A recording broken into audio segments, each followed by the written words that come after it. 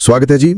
ਅੱਜ ਆਪਾਂ ਗੱਲ ਕਰ ਰਹੇ ਹਾਂ ਕਲਕੀ ਪੁਰਾਣ ਤੇ ਨਾਲ ਹੀ ਹਿੰਦੂ ਯੁੱਗ ਚੱਕਰ ਨਾਲ ਜੁੜੀਆਂ ਕੁਝ ਹੋਰ ਲਿਖਤਾਂ ਬਾਰੇ। ਹਾਂਜੀ, ਇਹਨਾਂ ਵਿੱਚ ਭਗਵਾਨ ਵਿਸ਼ਨੂੰ ਦੇ ਆਖਰੀ ਅਵਤਾਰ ਕਲਕੀ ਉਹਨਾਂ ਦਾ ਜ਼ਿਕਰ ਹੈ, ਬਿਲਕੁਲ, ਜਿਨ੍ਹਾਂ ਦਾ ਆਗਮਨ ਕਹਿੰਦੇ ਨੇ ਕਿ ਕਲਯੁਗ ਦੇ ਬਿਲਕੁਲ ਅੰਤ ਵਿੱਚ ਹੋਣਾ ਹੈ। ਹਾਂ, ਤੇ ਅੱਜ ਆਪਾਂ ਕੋਸ਼ਿਸ਼ ਕਰਾਂਗੇ ਕਿ ਇਹਨਾਂ ਪੁਰਾਣੇ ਬਿਰਤਾਂਤਾਂ ਚੋਂ ਮੁੱਖ ਗੱਲਾਂ ਸਮਝੀਏ, ਮਤਲਬ ਉਹਨਾਂ ਦਾ ਆਉਣਾ, ਉਹਨਾਂ ਦਾ ਮਕਸਦ ਕੀ ਸੀ ਤੇ ਯੁੱਗ ਕਿਵੇਂ ਬਦਲਿਆ। ਦੇਖੋ, ਇਹ ਲਿਖਤਾਂ ਨਾ ਕਲਯੁਗ ਦਾ ਇੱਕ ਖਾਸ ਤਰ੍ਹਾਂ ਦਾ ਮਾਹੌਲ ਦੱਸਦੀਆਂ ਨੇ, ਜਿਵੇਂ ਧਰਮ ਦਾ ਘਟਣਾ, ਸਮਾਜ ਦੇ ਨਿਯਮ ਟੁੱਟਣੇ, ਗਿਆਨ ਦੀ ਕਮੀ। ਤੇ ਇਹ ਮੰਨਿਆ ਜਾਂਦਾ ਹੈ ਕਿ ਜਦੋਂ ਅਧਰਮ ਮਤਲਬ ਬੁਰਾਈ ਬਹੁਤ ਜ਼ਿਆਦਾ ਵੱਧ ਜਾਂਦੀ ਹੈ ਤਾਂ ਫਿਰ ਵਿਵਸਥਾ ਨੂੰ ਮੁੜ ਠੀਕ ਕਰਨ ਲਈ ਅਵਤਾਰ ਆਉਂਦਾ ਹੈ। ਕਲਕੀ ਦਾ ਆਉਣਾ ਵੀ ਇਸੇ ਦਾ ਹਿੱਸਾ ਹੈ, ਯਾਨੀ ਕਿ ਅੱਛਾ, ਤਾਂ ਮਤਲਬ ਕਲਯੁਗ ਦੇ ਇਸ ਹਨੇਰੇ ਨਿਘਾਰ ਦੇ ਟਾਈਮ 'ਚ ਇੱਕ ਉਮੀਦ ਬਣ ਕੇ ਆਉਂਦੇ ਨੇ ਕਲਕੀ, ਤੇ ਸਰੋਤ ਦੱਸਦੇ ਨੇ ਕਿ ਉਹ ਸੰਭਲ ਪਿੰਡ ਵਿੱਚ ਵਿਸ਼ਨੂੰ ਯਸ਼ ਤੇ ਸੁਮਤੀ ਦੇ ਘਰ ਜਨਮ ਲੈਣਗੇ। ਹਾਂਜੀ, ਪਰ ਉਹਨਾਂ ਦੀ ਤਿਆਰੀ ਕਿਵੇਂ ਹੁੰਦੀ ਹੈ? ਮਤਲਬ ਉਸ ਵਿੱਚ ਕੁਝ ਖਾਸ ਹੈ, ਜਿਵੇਂ ਸੁਣਿਆ ਹੈ ਪਰਸ਼ੁਰਾਮ ਜੀ ਤੋਂ ਸਿੱਖਿਆ ਲੈਣਗੇ। ਹਾਂ, ਬਿਲਕੁਲ। ਦੇਖੋ, ਪਰਸ਼ੁਰਾਮ ਜੀ ਉਹ ਤਾਂ ਆਪ ਚਿਰੰਜੀਵੀ ਨੇ, ਅਮਰ ਨੇ ਤੇ ਪਹਿਲਾਂ ਵੀ ਕਈ ਅਵਤਾਰਾਂ ਦੇ ਗੁਰੂ ਰਹੇ ਨੇ। ਉਹ ਕਲਕੀ ਨੂੰ ਸ਼ਸਤਰ ਵਿੱਦਿਆ ਵੀ ਦਿੰਦੇ ਨੇ ਤੇ ਸ਼ਾਸਤਰਾਂ ਦਾ ਗਿਆਨ ਵੀ। ਅੱਛਾ, ਤੇ ਇਸ ਤੋਂ ਇਲਾਵਾ ਸ਼ਿਵ ਜੀ ਵੱਲੋਂ ਵਰਦਾਨ ਵੀ ਮਿਲਦੇ ਨੇ, ਇੱਕ ਬਹੁਤ ਸ਼ਕਤੀਸ਼ਾਲੀ ਚਿੱਟਾ ਘੋੜਾ ਦੇਵਦੱਤ ਤੇ ਇੱਕ ਬੋਲਣ ਵਾਲਾ ਤੋਤਾ ਸ਼ੁਕ। ਇਹ ਸਭ ਉਹਨਾਂ ਦੇ ਕਹਿ ਲੋ ਬ੍ਰਹਮ ਮਿਸ਼ਨ ਲਈ ਜ਼ਰੂਰੀ ਸਾਧਨ ਨੇ।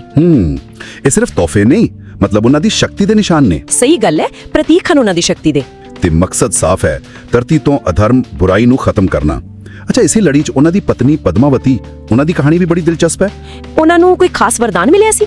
ਹਾਂਜੀ, ਪਦਮਾਵਤੀ ਜੋ ਸਿੰਹਲਾ ਯਾਨੀ ਸ਼੍ਰੀਲੰਕਾ ਦੀ ਰਾਜਕੁਮਾਰੀ ਸੀ, ਉਹਨਾਂ ਨੂੰ ਸ਼ਿਵ ਜੀ ਤੋਂ ਵਰਦਾਨ ਮਿਲਿਆ ਸੀ ਕਿ ਜੇ ਕੋਈ ਵੀ ਮਰਦ ਉਹਨਾਂ ਨੂੰ ਕਾਮਨਾ ਮਤਲਬ ਲਾਲਸਾ ਨਾਲ ਦੇਖੇਗਾ ਨਾ ਤਾਂ ਉਹ ਔਰਤ ਬਣ ਜਾਏਗਾ। ਓਹੋ, ਇਹ ਤਾਂ ਬੜੀ ਅਜੀਬ ਗੱਲ ਹੈ। ਹਾਂ, ਇਹ ਇੱਕ ਤਰ੍ਹਾਂ ਨਾਲ ਉਹਨਾਂ ਦੀ ਪਵਿੱਤਰਤਾ ਦੀ ਰੱਖਿਆ ਸੀ। ਪਰ ਹੋਇਆ ਇਹ ਕਿ ਉਹਨਾਂ ਦੇ ਸਵੰਬਰ ਵਿੱਚ ਕਈ ਰਾਜੇ ਆਏ ਤੇ ਉਹ ਔਰਤਾਂ ਬਣ ਗਏ। ਅੱਛਾ, ਫਿਰ ਤਾਂ ਪਦਮਾਵਤੀ ਬਹੁਤ ਨਿਰਾਸ਼ ਹੋਈ ਹੋਣੀ। ਹਾਂਜੀ, ਬਿਲਕੁਲ, ਉਹ ਨਿਰਾਸ਼ ਹੋ ਗਈ ਸੀ। ਫਿਰ ਕਲਕੀ ਦਾ ਤੋਤਾ ਸ਼ੁਕ ਉਹ ਸੁਨੇਹਾ ਲੈ ਕੇ ਜਾਂਦਾ ਹੈ ਤੇ ਉਹਨਾਂ ਦਾ ਮਿਲਾਪ ਹੁੰਦਾ ਹੈ। ਪਰ ਕਲਕੀ ਦਾ ਮੁੱਖ ਕੰਮ ਤਾਂ ਉਹ ਯੁੱਧ ਕਰਨਾ ਸੀ ਨਾ। ਉਹਨਾਂ ਨੇ ਕਿਹਨਾਂ ਨਾਲ ਲੜਾਈਆਂ ਲੜੀਆਂ? ਹਾਂ, ਉਹਨਾਂ ਦੇ ਸੰਘਰਸ਼ ਕਈ ਤਰ੍ਹਾਂ ਦੇ ਸੀ ਜੋ ਉਸ ਸਮੇਂ ਦੀਆਂ ਵੱਖ-ਵੱਖ ਬੁਰਾਈਆਂ ਨੂੰ ਦਰਸਾਉਂਦੇ ਨੇ। ਇੱਕ ਪਾਸੇ ਤਾਂ ਜਿਵੇਂ ਪੁਰਾਣ ਵਿੱਚ ਜ਼ਿਕਰ ਹੈ, ਬੌਧੀ ਆਗੂ ਜਿਨ੍ਹਾਂ ਵਰਗੇ ਜਿਹੜੇ ਰਾਹ ਤੋਂ ਭਟਕ ਗਏ ਸੀ, ਉਹਨਾਂ ਨਾਲ ਯੁੱਧ ਕੀਤਾ। ਦੂਜੇ ਪਾਸੇ ਮਲੇਛਾ ਨਾਲ, ਯਾਨੀ ਉਹ ਲੋਕ ਜਾਂ ਸਮੂਹ ਜਿਨ੍ਹਾਂ ਨੂੰ ਉਸ ਵੇਲੇ ਦੇ ਸਮਾਜਿਕ ਢਾਂਚੇ ਤੋਂ ਬਾਹਰ ਜਾਂ ਵਿਦੇਸ਼ੀ ਸਮਝਿਆ ਜਾਂਦਾ ਸੀ ਤੇ ਅਥਰਮੀ ਕਿਹਾ ਗਿਆ। ਅੱਛਾ, ਇਹ ਮਲੇਛ ਔਰਤਾਂ ਵਾਲੀ ਘਟਨਾ ਹੋਈ ਹੈ ਕੋਈ, ਜਿੱਥੇ ਹਥਿਆਰ ਰੁਕ ਗਏ ਸੀ? ਉਹਦਾ ਕੀ ਮਤਲਬ ਹੈ? ਹਾਂ, ਉਹ ਘਟਨਾ ਬੜੀ ਦਿਲਚਸਪ ਹੈ। ਕਹਿੰਦੇ ਨੇ ਜਦੋਂ ਕਲਕੀ ਨੇ ਉਹਨਾਂ ਔਰਤਾਂ ਦੀ ਸੁੰਦਰਤਾ ਦਾ ਜ਼ਿਕਰ ਕੀਤਾ ਤਾਂ ਉਹਨਾਂ ਦੇ ਹਥਿਆਰਾਂ ਨੇ ਉਹਨਾਂ ਤੇ ਵਾਰ ਕਰਨ ਤੋਂ ਨਾ ਕਰ ਦਿੱਤੀ। ਅੱਛਾ, ਇਹ ਦਰਸਾਉਂਦਾ ਹੈ ਕਿ ਕਲਕੀ ਦਾ ਮਕਸਦ ਸਿਰਫ ਹਿੰਸਾ ਕਰਨਾ ਨਹੀਂ ਸੀ। ਫਿਰ ਉਹਨਾਂ ਔਰਤਾਂ ਨੇ ਸ਼ਰਨ ਲਈ ਤੇ ਕਲਕੀ ਨੇ ਉਹਨਾਂ ਨੂੰ ਧਰਮ ਦਾ ਗਿਆਨ ਦਿੱਤਾ। ਮਤਲਬ ਗਿਆਨ ਤੇ ਦਇਆ ਨਾਲ ਵੀ ਬਦਲਾ ਲਿਆਇਆ ਜਾ ਸਕਦਾ ਹੈ। ਸਹੀ ਗੱਲ ਹੈ, ਮਤਲਬ ਤਾਕਤ ਦੇ ਨਾਲ ਗਿਆਨ, ਨੈਤਿਕਤਾ ਉਹ ਵੀ ਬਹੁਤ ਜ਼ਰੂਰੀ ਸੀ ਉਹਨਾਂ ਦੇ ਕਿਰਦਾਰ 'ਚ। ਹੋਰ ਕੋਈ ਵੱਡੇ ਯੁੱਧ ਦੀਆਂ ਚੁਣੌਤੀਆਂ? ਹਾਂਜੀ, ਬਿਲਕੁਲ, ਭਿਆਨਕ ਦੈਂਤ ਤੇ ਰਾਖਸ਼ ਵੀ ਸਨ। ਜਿਵੇਂ ਇੱਕ ਰਾਖਸ਼ੀ ਸੀ ਕੁੱਠੋਦਰੀ ਤੇ ਉਹਦਾ ਪੁੱਤਰ, ਤੇ ਕੋਕਾ ਵੀ ਕੋਕਾ ਨਾਂ ਦੇ ਦੋ ਬੜੇ ਸ਼ਕਤੀਸ਼ਾਲੀ ਦੈਂਤ ਭਰਾ ਸਨ ਜਿਹੜੇ ਦੇਵਤਿਆਂ ਲਈ ਵੀ ਖਤਰਾ ਬਣ ਗਏ ਸੀ। ਕਲਕੀ ਨੇ ਇਹਨਾਂ ਸਾਰਿਆਂ ਤੇ ਜਿੱਤ ਹਾਸਲ ਕੀਤੀ, ਮਤਲਬ ਅਧਰਮ ਦਾ ਹਰ ਰੂਪ ਉਹਨਾਂ ਨੇ ਖਤਮ ਕੀਤਾ। ਤੇ ਇਹ ਸਾਰੀਆਂ ਜਿੱਤਾਂ ਤੋਂ ਬਾਅਦ ਫਿਰ ਕਲਯੁਗ ਖਤਮ ਹੁੰਦਾ ਹੈ ਤੇ ਸਤਯੁਗ ਸ਼ੁਰੂ ਹੁੰਦਾ ਹੈ। ਪੁਰਾਣਾ 'ਚ ਇਸ ਬਦਲਾਅ ਨੂੰ ਕਿਵੇਂ ਦਿਖਾਇਆ ਗਿਆ ਹੈ? ਕਲਕੀ ਫਿਰ ਵੱਡੇ ਯੱਗ ਕਰਦੇ ਨੇ, ਜਿਵੇਂ ਰਾਜਸੂਇਆ ਯੱਗ ਤੇ ਅਸ਼ਵਮੇਧ ਯੱਗ। ਇਹ ਸਿਰਫ ਰਸਮਾਂ ਨਹੀਂ ਸੀ, ਇੱਕ ਤਰ੍ਹਾਂ ਦਾ ਐਲਾਨ ਸੀ ਕਿ ਹੁਣ ਨਵਾਂ ਯੁੱਗ ਸ਼ੁਰੂ ਹੋ ਗਿਆ, ਜਿੱਥੇ ਧਰਮ ਸਭ ਤੋਂ ਉੱਪਰ ਹੈ, ਸ਼ਾਂਤੀ ਹੈ, ਨਿਆਂ ਵਾਲਾ ਸਮਾਜ ਹੈ। ਉਹ ਜਿੱਤੀ ਹੋਈ ਸਾਰੀ ਧਰਤੀ ਧਰਮੀ ਰਾਜਿਆਂ ਵਿੱਚ ਵੰਡ ਦਿੰਦੇ ਨੇ ਤੇ ਫਿਰ ਆਪਣੇ ਬ੍ਰਹਮ ਧਾਮ ਵਾਪਸ ਚਲੇ ਜਾਂਦੇ ਨੇ। ਤਾਂ ਕੁੱਲ ਮਿਲਾ ਕੇ ਇਹਨਾਂ ਸਰੋਤਾਂ ਮੁਤਾਬਿਕ ਕਲਕੀ ਸਿਰਫ ਇੱਕ ਯੋਧਾ ਹੀ ਨਹੀਂ ਸਨ, ਉਹ ਹਨੇਰੇ ਤੋਂ ਬਾਅਦ ਰੋਸ਼ਨੀ, ਗੜਬੜ ਤੋਂ ਬਾਅਦ ਵਿਵਸਥਾ ਤੇ ਨਿਰਾਸ਼ਾ ਤੋਂ ਬਾਅਦ ਆਸ ਦੇ ਪ੍ਰਤੀਕ ਨੇ। ਬਿਲਕੁਲ, ਇਹ ਕਹਾਣੀ ਸਿਰਫ ਤਬਾਹੀ ਦੀ ਨਹੀਂ, ਇਹ ਨਵੇਂ ਸਿਰਜਣ ਦੀ ਵੀ ਹੈ। ਹਾਂਜੀ, ਸਹੀ ਗੱਲ ਹੈ। ਇਹ ਕਥਾਵਾਂ ਸਾਨੂੰ ਸਮੇਂ ਦੇ ਚੱਕਰ ਬਾਰੇ ਦੱਸਦੀਆਂ ਨੇ, ਯੁੱਗ ਚੱਕਰ ਬਾਰੇ, ਤੇ ਇਸ ਵਿਸ਼ਵਾਸ ਨੂੰ ਪੱਕਾ ਕਰਦੀਆਂ ਨੇ ਕਿ ਬ੍ਰਹਿਮੰਡ ਦਾ ਸੰਤੁਲਨ ਹਮੇਸ਼ਾ ਬਣਿਆ ਰਹਿੰਦਾ ਹੈ, ਚਾਹੇ ਜਿੰਨਾ ਮਰਜ਼ੀ ਵਿਗਾੜ ਆ ਜਾਵੇ। ਕਲਕੀ ਉਸ ਬ੍ਰਹਿਮੰਡੀ ਨਿਯਮ ਨੂੰ ਲਾਗੂ ਕਰਨ ਵਾਲੀ ਸ਼ਕਤੀ ਨੇ, ਕਹਿ ਲੋ। ਬਹੁਤ ਵਧੀਆ। ਤੇ ਅਖੀਰ ਵਿੱਚ ਸੋਚਣ ਲਈ ਇੱਕ ਗੱਲ ਛੱਡ ਜਾਂਦੇ ਆ, ਯੁੱਗਾਂ ਦਾ ਇਹ ਜਿਹੜਾ ਚੱਕਰ ਹੈ ਤੇ ਕਲਕੀ ਵਰਗੇ ਅਵਤਾਰਾਂ ਦਾ ਆਉਣਾ ਜੋ ਵਿਵਸਥਾ ਨੂੰ ਮੁੜ ਠੀਕ ਕਰਦੇ ਨੇ, ਇਹ ਸਭ ਸਾਨੂੰ ਆਪਣੇ ਅੱਜ ਦੇ ਸਮੇਂ ਦੀਆਂ ਉਲਝਣਾਂ, ਉਥਲ-ਪੁਥਲ ਨੂੰ ਸਮਝਣ ਵਿੱਚ ਕਿਵੇਂ ਮਦਦ ਕਰ ਸਕਦਾ ਹੈ, ਇਸ ਬਾਰੇ ਸੋਚਿਆ ਜਾ सकता है। अस्सलाम वालेकुम। आज हम एक बहुत ही दिलचस्प मौजू पर बात कर रहे हैं, हिंदू मत में वक्त का तस्वुर यानी युग और भगवान विष्णु के आखिरी अवतार कल्कि का नजरिया। जी बिल्कुल, ये एक बहुत गहरा और फलसफियाना मौजू है। हमारी मालूमात का जरिया ऑल 4 युग्स मजमून और खास तौर पर श्री कल्कि पुराण के कुछ हिस्से हैं। हाँ, ये पुराण खास तौर पर कल्कि अवतार के बारे में बहुत तफसील फराहम करता है। तो हमारा मकसद है कि इन जराए से अहम बातें समझें, देखें कि ये तस्वुरात क्या माने रखते हैं। जी, चलें शुरू करते हैं। अच्छा, तो ये युगों का चक्कर क्या है? मतलब वक्त सीधा नहीं चलता? नहीं, हिंदू फिक्र के मुताबिक वक्त एक दायरे की तरह है, एक साइकिल, और ये 4 युगों में बटा हुआ है: सत्य युग, त्रेता युग, द्वापर युग और कली युग। सत्य युग, ये तो सुनहरी दौर कहलाता है ना? बिल्कुल, सत्य युग, इसे कृत युग भी कहते हैं। इस दौर में इंसानियत गोया अपनी बेहतरीन हालत में थी, मुकम्मल तौर पर रूहानियत में डूबी हुई। अच्छा। जी, उम्रें बहुत लंबी होती थीं, हजारों साल तक, और मुआशरे में मुकम्मल हम-आहंगी थी। कोई तबकाती तकसीम नहीं, कोई लड़ाई झगड़ा नहीं। वाह, यानी कोई जंग नहीं, कोई तनाजा नहीं? जी नहीं, सिर्फ सच्चाई और नेकी। विष्णु का कुर्म यानी कछुआ अवतार उसी युग में जाहिर हुआ। फिर आता है त्रेता युग, इसमें क्या होता है? त्रेता युग में नेकी या धर्म में आप कह सकती हैं कि 1/4 कमी आ जाती है। लोग फिर भी फर्ज शनास और अखलाकियात पर कारबंद रहते हैं, लेकिन वो सती युग वाली मुकम्मल पाकीज़गी नहीं रहती।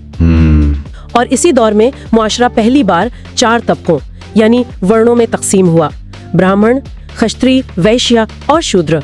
अच्छा, ये तकसीम यहाँ से शुरू हुई। और अवतार? जी, वामन, परशुराम और भगवान राम जैसे अहम अवतार इसी त्रेता युग में आए। राम का ताल्लुक त्रेता युग से है, ठीक। फिर द्वापर युग? द्वापर युग में नेकी और सच्चाई मजीद कम हो जाती है, तकरीबन आधी रह जाती है। लालच, बीमारियां, झूठ, ये चीजें आम होने लगती हैं। ओह। महाभारत की जो अजीम जंग है वो इसी दौर में लड़ी गई, और भगवान कृष्ण का अवतार भी द्वापर युग से ही ताल्लुक रखता है। और आखिर में फिर कलयुग, यानी हमारा मौजूदा दौर? जी हाँ, कलयुग। इसे तारीख दौर या झगड़ों का दौर भी कहा गया है। पेशन गोइयों तो यही बताती हैं कि इस दौर में धर्म यानी नेकी और अखलाकियात का शदीद जवाल होगा। किस किस्म का सवाल? कल की पुराण के मुताबिक लालच, मुनाफिकत, तशद्दुद, नाइंसाफी, ये सब बहुत बढ़ जाएंगे। लोग मजहब को भी सिर्फ दुनियावी फायदे के लिए इस्तेमाल करेंगे। अच्छा। जी, हुक्मरान जालिम होंगे, फितरत में बेतरतीबी आएगी, कहत, बीमारियां, उम्रें बहुत कम हो जाएंगी और रूहानियत तकरीबन खत्म हो जाएगी। ये तो काफी मायूस कुन तस्वीर है, खासतौर पर जब आजकल के हालात देखते हैं। जी, पेशन गोइयां तो ऐसी ही है। तो इस सारी तारीकी के बाद क्या होता है? यहीं पर कल्कि का जिक्र आता है, ठीक? बिल्कुल, कल्कि को भगवान विष्णु का 10वां और आखिरी अवतार समझा जाता है। और उनका मकसद? उनका मकसद ही यही है कि कलयुग की उन तमाम बुराइयों और नाइंसाफियों का खात्मा करें, धर्म को दोबारा कायम करें और एक नए सत्य युग, एक नए सुनहली दौर का आगाज करें। वो कब और कहाँ जाहिर होंगे? कुछ तफसीलात हैं? कल्कि पुराण बताता है कि वो संभल नामी गांव में पैदा होंगे। उनके वालिद का नाम विष्णु यासा और मादा का सुमति होगा। संभल? जी, और एक दिलचस्प बात यह है कि पैदाइश के वक्त उनके 4 बाजू होंगे, लेकिन बाद में वो भगवान ब्रह्मा के कहने पर इंसानी शक्ल यानी 2 बाजू इख्तियार कर लेंगे। अच्छा, और उनके काम क्या होंगे? मतलब वो ये तब्दीली लाएंगे कैसे? पुराण के मुताबिक उन्हें परशुराम जी से तालीम मिलेगी। भगवान शिव उन्हें खास तोहफे देंगे, जैसे एक सफेद घोड़ा द्योदत और एक खास तलवार। फिर वो उन ताकतों से लड़ेंगे जो धर्म के खिलाफ हैं। इनमें बुद्ध मत के कुछ गुमराह पैरोकारों का जिक्र है, जिनका रहनुमा जिन नामी किरदार है। बुद्ध मत के पैरोकार, ये दिलचस्प बात है। जी, पुराण के मुताबिक ये वो लोग हैं जो वैदिक धर्म से भटक गए हैं। इसके अलावा मलेच्छों से भी जंग का जिक्र है, यानी वो लोग जो धर्म पर नहीं चलते, उनमें जंगजू खवातीन भी शामिल हैं। और कोई खास दुश्मन? हाँ, हिमालय में कुथोद्री नामी एक राक्षसी और उसके बेटे का भी खात्मा करेंगे। उनकी बीवी का नाम पद्मावती बताया गया है। तो कल की इन सब मनफी ताकतों को खत्म करके धर्म बहाल करेंगे? जी, यही उनका मिशन है। इस चक्कर के आखिर में एक प्रलया का तस्वर भी है, इसका क्या मतलब है? प्रलया का मतलब है कायनाती तहलील, यानी कायनात का एक तरह से तहलील हो जाना या खत्म हो जाना। ये तबाही नहीं बल्कि एक वक्फा है, तजदीद का अमल है। यानी सब कुछ खत्म हो जाता है? इसकी कई किस्में हैं। एक है निमित्या का पलाया, जो तब होती है जब भगवान ब्रह्मा का एक दिन खत्म होता है और वो आराम करते हैं। इसमें 3 बालाई दुनियाएं यानी लोक तहलील हो जाती हैं। विष्णु पुराण ये भी कहता है कि विष्णु ही खालिक है और रुद्र यानी शिव की एक शक्ल के तौर पर तहलील करने वाले भी। तो ये तबाही भी एक तरह से जरूरी है? जी, ये अगले तख्लीकी चक्कर के लिए जगह बनाती है, एक तरह से कायनात का सांस लेना है। तो कल्कि की आमद, बुराई का खात्मा, फिर ये परोलिया और उसके बाद एक नया सत्य युग शुरू होगा, एक नया सुनहरी दौर जिसमें फिर से अमन, खुशी, लंबी उम्रें और गहरी रूहानियत होगी। ये चक्कर ऐसे ही चलता रहता है। अच्छा, तो इन सब बातों का, इस पूरे चक्कर का असल पैगाम क्या है, खुलासा क्या है? मेरे ख्याल में ये सिर्फ वक्त के चक्कर या तबाही और तख्लीक की कहानी नहीं है। ये असल में हिंदू फिक्र का एक बुनियादी नजरिया है कि कायनाती निजाम यानी धर्म में खुद को ठीक करने की सलाहियत है। जब बुराई बहुत बढ़ जाती है तो इलाही ताकत जैसे कल की अवतार की शक्ल में मुदाखलत करती है और तवाज़ुन को बहाल करती है। तो ये उम्मीद का पैगाम है बिल्कुल, ये मायूसी का नहीं बल्कि उम्मीद और इस्तकामत का पैगाम है कि हर तारीकी के बाद रोशनी जरूर आती है, धर्म की हिफाजत हमेशा होती है। ये वाकई एक गहरी और मुस्बत सोच है।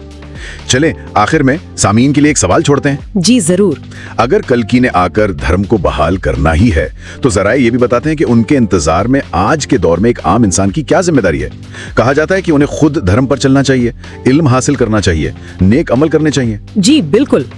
तो ये बात आज के हमारे इनफरादी और इज्तिमाई हालात में नेकी, फर्ज शनासी और अपनी जिम्मेदारियों के बारे में क्या सवालात उठाती है, उस पर गौर करना चाहिए। यकीनन ये गौर तलब बात है। कल्कि युग परिवर्तन की गाथा। इतिहास साक्षी है, जब जब इस धरा पर अधर्म और पाप का तिमिर सघन हुआ है, तब तब उसे भेदने के लिए एक दिव्य प्रकाश पुंज का अवतरण हुआ है। कल्पना कीजिए यदि 4,32,000 वर्षों का ये कालखंड, जिसे हम कलयुग कहते हैं, अपनी समाप्ति की ओर अग्रसर हो। और क्या ये संभव है कि इस युग के संहारक ने पहले ही अवतार ले लिया हो?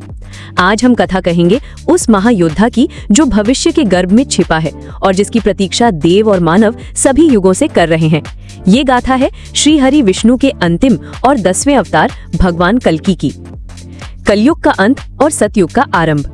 पौराणिक ग्रंथ कलयुग का जो चित्रण करते हैं वो आश्चर्यजनक रूप से वर्तमान विश्व का प्रतिबिंब लगता है।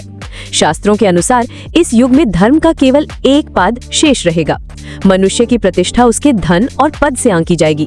मानवीय संबंध अर्थहीन हो जाएंगे और जो शासक प्रजा के रक्षक होने चाहिए वे ही उनके भक्षक बन बैठेंगे। जब पाप और अनाचार अपनी चरम सीमा पर होंगे, तब भक्तों की करुण पुकार सुन भगवान विष्णु कल्कि के रूप में अवतार लेंगे। पुराणों के अनुसार संभल नामक ग्राम में विष्णु यशा नामक एक पुण्यवान ब्राह्मण के घर माता सुमति के गर्भ से कल्कि का प्राकट्य होगा। उनकी शस्त्र शिक्षा और शास्त्र ज्ञान स्वयं भगवान विष्णु के छठे आवेशावतार अजय योद्धा भगवान परशुराम के सानिध्य में संपन्न होगी।